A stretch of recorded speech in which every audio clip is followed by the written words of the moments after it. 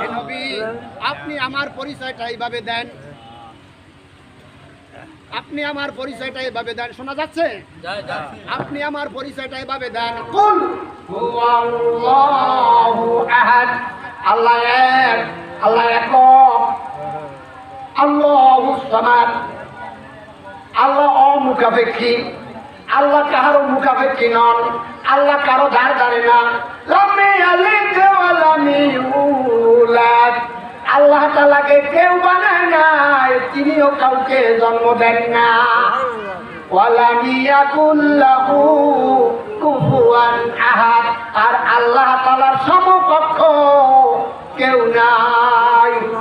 আল্লাহ তাআলা পরিচয়টা দিলেন, আল্লাহ তাআলার পরিচয়টা দয়াল নবীর জবাব থেকে দিলেন। এবার আল্লাহ বলেন, হাবিব আপনার পরিচয় আমি দেব।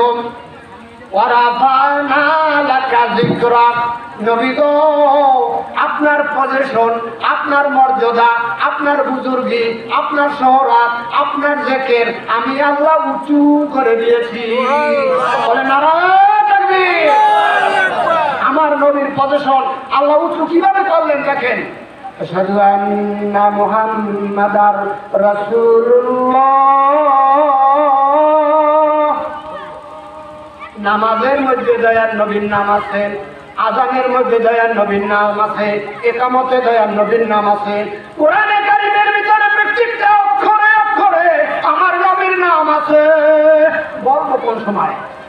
আলিফ, আলিফে আল্লাহ, আল্লাহ। ভাইরা আমার খেয়াল করবেন, প্রত্যেকটা অক্ষরে অক্ষরে আমার নবীর নাম আছে। আলিফে আহমদ, আসমানে আমার নবীর নাম আহমদ। আলিফ 29টা হরফ আছে না, 29টা, প্রত্যেকটা হরফে হরফে আমার নবীর নাম আছে। আমি ওখানে আলোচনা রেখে আছি, সেটা পরে বলবো। ওরা যে প্রশ্ন করেছিল আল্লাহর আগে কি ছিল, আচ্ছা আগে সেটাই আগে বলে নেই।